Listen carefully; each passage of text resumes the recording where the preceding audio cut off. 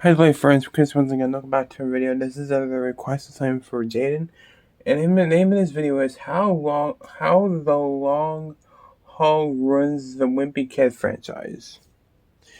I have not seen the Long Haul, but I've seen the first two, Diary of the Wimpy Kid. I do like them. I haven't seen Dog Days or this one, so let's check it out. Why it sucks so much, Jay? You know there's a fourth movie, right? Mark, there's a fourth Wimpy Kid movie. You're forgetting one. Mark, are you purposefully leaving out the fourth Wimpy Kid movie? Why do you not want to talk about the other Diary? Talk about Diary. Because it sucks. Didn't you win like a ton of Oscars or something like that? Mark, do you like your grandparents? All right, I get. You want me to talk about the long haul? Okay, I'll talk about the long haul. Can't be that bad. The Long Haul is about an American ex-serviceman leaving Allied-occupied Germany after World War II, and is persuaded by his English wife to settle in Liverpool, looking for what... What? That's not the right movie. Okay, this film, you cannot fathom the pure distaste I possess for this disgusting... They changed the cast? Are you kidding me? Just leave it alone, Fox. You cap off the trilogy with a perfect, satisfying conclusion, and then you go and give me this. Oh my god. I think it's time to completely annihilate. I mean, give a fair review of the fourth film in the Diary. I've been seeing that one. I've heard that one wasn't too bad. The Long Haul. Now everyone knows the original trilogy. They're classics. Yeah, I love them. Fun scenarios recreated from the popular They're good movies. By author Jeff Kinney. Had great comedy built off the relatable predicaments the characters got themselves in, and had a stellar cast who perfectly translated the simple stick figures into the real world.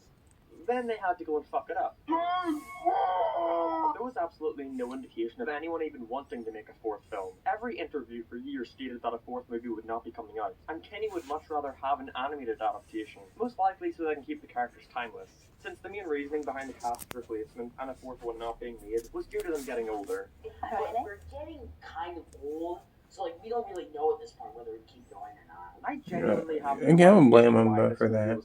I joked about them being hits in my trilogy video, but they didn't perform that well financially to warrant a reboot only half a decade after the series ended. But I guess those sweet book sales were more than enough reason for Fox to want to take another stab at recasting what made milking it till it dies, and then they'll keep milking it even after it's dead. Lightning in a bottle twice. So let's take a look into the hopefully final film. Now, the thing I loved about the original trilogy is how grounded they were in reality. It stars the dysfunctional Heffley family, the parents Frank and Susan, with their three kids Roderick, Greg, and Manny, going through real struggles and trying to get along, and just be better people in general. And the stories of each of these films perfectly complemented that. One of my favourite things about them is how grounded in reality they were, so the focus can always be on the characters. The first movie, two friends slowly realize they're growing apart after entering middle school. The second, a boy and his brother desperately try to get along with each other. And the third, a boy tries to accomplish all his personal goals for the summer, while at the same time trying to make his dad proud of him. It's simple, but it's all that they needed to be. So now we have the fourth film. So what's this one about? The family go on a wacky road trip to get to Grandma's house, where they run into comical set piece after comical set piece. They encounter a crazy family who tries to steal all their stuff, win a pig at a carnival, and have to use a boat on land to get to their destination. What shenanigans will the Heffley family get to in this scene? Way too much. A story about the Heffleys going on a road trip could work, but it should always revolve around the situations that Greg gets him and his family into. In the trilogy, almost every bad situation that Greg finds himself in is caused because of his selfish actions. But in the long haul, you never feel like Greg deserves the bad things that happen to him, because he's just sitting in the back seat waiting for each situation to randomly come to him. For example, the reason why a crazy family starts harassing the Heffleys is because Greg goes outside of his motel room at night and sees a bunch of kids messing around with the cart, and after telling them to be quiet, the kids push the car to them, then head into their dad's van, which they blame on Greg and ignites the conflict. Greg had barely any part in this. Now, this is very similar to a scene in the first film, where some teenagers make fun of Riley's Halloween costume and sprays them with water, which makes them threaten to call the that was funny. This leads to a chase scene that ends up in the two hiding in Greg's grandma's house. Then, when they come out with gardening supplies, he accidentally scrapes it against their car, damaging it, igniting the conflict throughout the film. Now, while in concept these two punch you in the face with your own fists. There's a clear difference in them. In one, Greg is the one to escalate the situation, and in the other, he's just being reasonably upset.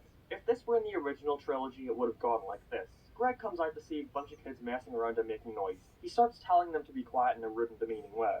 Something like, "You little kids better stop making so much noise, or I'm gonna have to tell your parents." which all the kids start continuously mocking him. This continues until Greg snaps and pushes a nearby car to them, which then messes and scrapes their dad's van.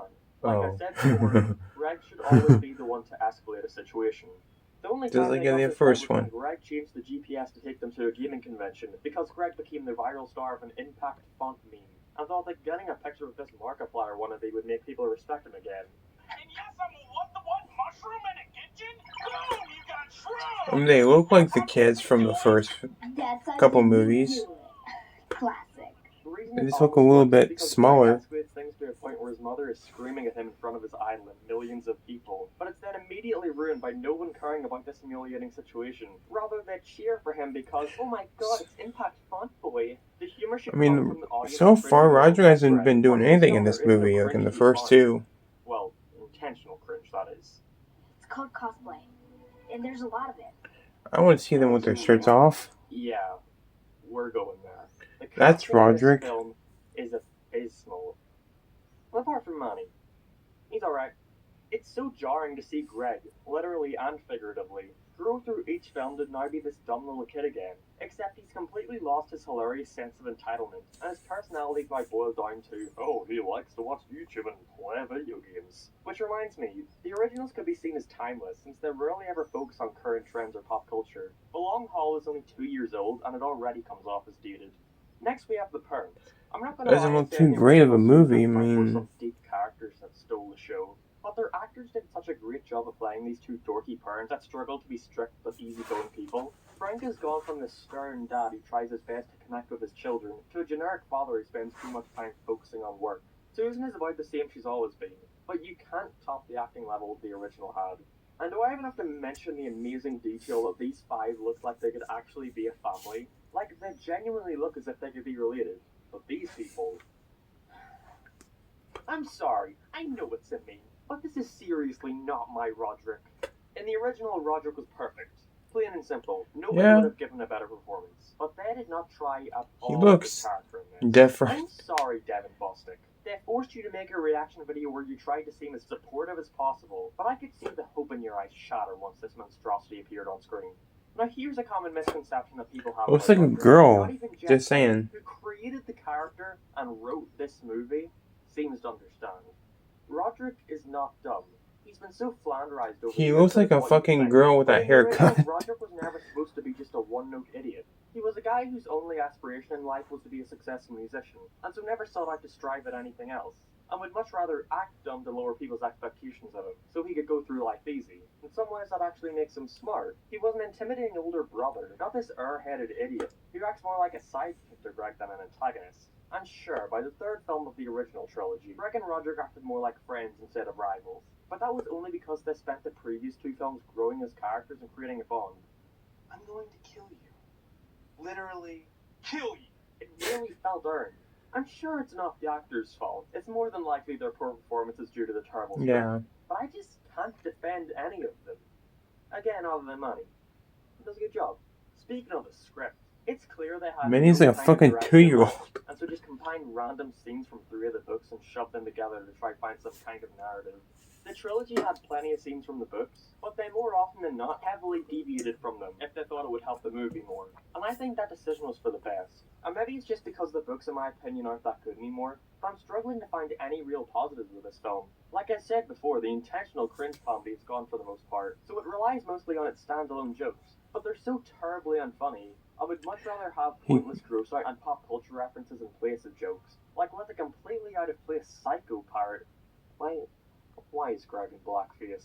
It's not even a good road Oh my trip movie. They thrive off the locations that the characters visit, and what wacky shenanigans they get into while there. But in the long haul, they only visit a couple notable places, and only stay there for a minute or two before going on to the next scene. So much of this film takes place in the car in between locations, it barely even feels like a road See, trip. sipping. In the end, most people just ended up glossing over this film as inoffensive or not that bad.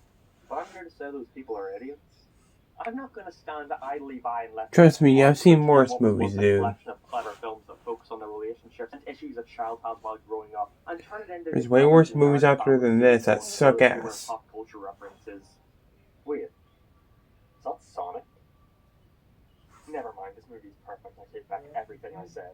It's sad that a generation of kids are going to grow up with this movie and not even know the originals existed, but at least The Long Haul flopped so hard that we're never going to get another Diary of a Wimpy Kid movie to further tarnish the brand. Mark? Oh, how happy I am that I never have to witness another bastardization of one of my favorite childhood series. Hey, Mark? Oh, how incredibly relieved I am that this heartless corporation shall never taint such an amazing franchise ever again. As if they did, it would greatly upset me. Mark! What? Oh no. What? Is there another one out there that's worse than this one?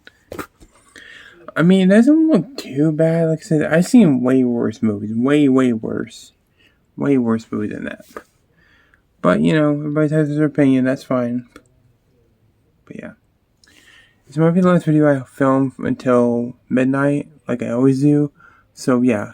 Until then, thanks for watching, guys. Take care. See you on the next video. Peace out. It's always a pleasure. Bye-bye.